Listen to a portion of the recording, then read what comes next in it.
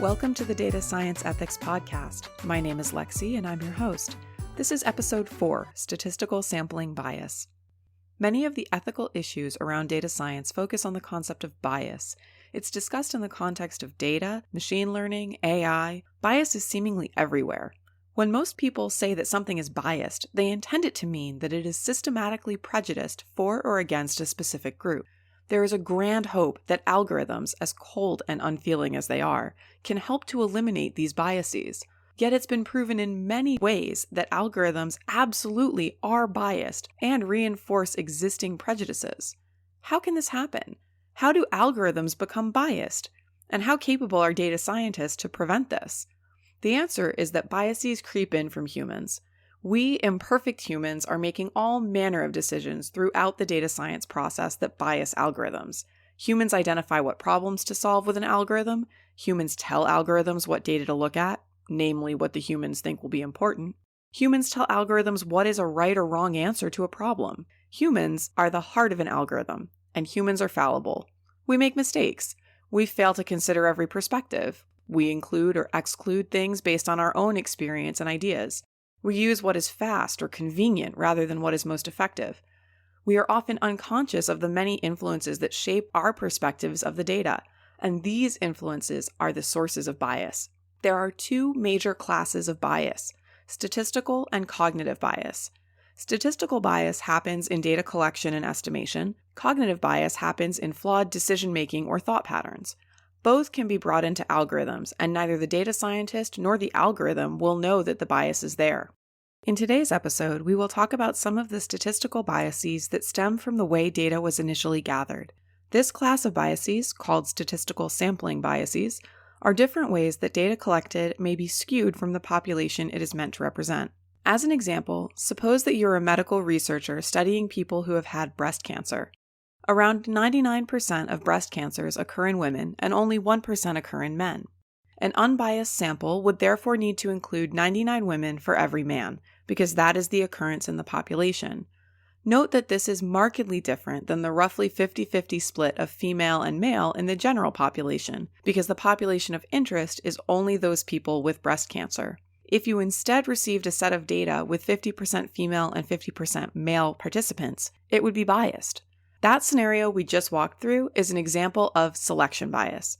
This is when the people gathering the data, usually researchers, choose a sample that is not representative of the group they are looking to estimate. The operative word there is choose. Other statistical sampling biases offer less opportunity for choice. For instance, self-selection bias happens when people choose whether or not they want to participate. A good example of this is in product reviews. Most people will not bother to review something unless they have a strong opinion about it. Either they think the product is great or they think it's terrible, and therefore they elect to share a review. It's rare that someone will self-select to rate a product that they feel is middle of the road. Check it out on Amazon sometime. 2s and 3s are usually the least common review values out of 5. The inverse, or in many ways the complement to self-selection bias, is non-response bias. This is when the characteristics of people who do participate differ somehow from those who opt not to participate. Non-response bias often happens in surveys. Older people are generally more likely to complete a survey than younger people. Researchers relying on survey data may get a biased viewpoint if the proportion of older respondents is higher than the proportion of older people in their population. The final bias we'll cover today is survivorship bias. Survivorship is when you only look at some remaining group and therefore omit the group that did not remain. An example of this might be looking at mortgage default rates among homeowners. If prior homeowners, like those who had defaulted on their mortgage, are excluded, then the default rate would appear artificially low. Another, perhaps stranger example of survivorship bias was a 1980s study that looked at the mortality rate of cats falling from various heights. It stated that cats who fell from higher heights were somehow more likely to survive. The way they studied this was to look at veterinary records of cats treated for injuries sustained from falling. What they failed to take into consideration was that cats who died from higher falls may not have been taken to the vet at all. Multiple biases can apply to a study. Suppose that you're taking a poll to get a sense of the sentiment of the town on a topic in local politics. You decide to visit a polling station at 10 a.m. on election day to survey voters. Which of these biases would influence the results? By choosing one specific polling location, you're limiting the number of communities represented from the town. This introduces selection bias. By using election day as the time to collect data, you may find only people who are most passionate about a local issue turn out. This is self-selection bias. By visiting at 10 a.m., there's a lower probability that working voters will be in attendance during your data collection. That's non-response bias. 3 different biases, all applying to one study.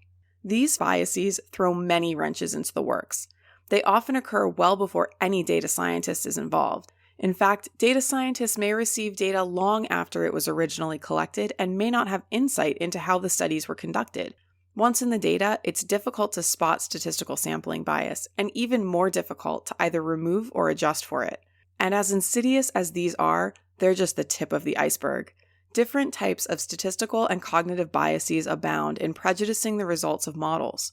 Data scientists must be vigilant to take into consideration the sources that they are working with and how those sources came to be. We may not be able to eliminate all bias, but we can shine a spotlight on where it is lurking and attempt to detail the impact it has on our analyses. In our next episode, we'll have a quick take on data science trying to eliminate bias in hiring practices. I hope you've enjoyed listening to this episode of the Data Science Ethics Podcast. If you have, please like and subscribe via your favorite podcast app. Join in the conversation at datascienceethics.com or on Facebook and Twitter at DSEthics, where we are discussing model behavior. See you next time. This podcast is copyright Alexis Casson, all rights reserved. Music for this podcast is by DJ Shaw Money. Find him on SoundCloud or YouTube as DJ Shaw Money Beats.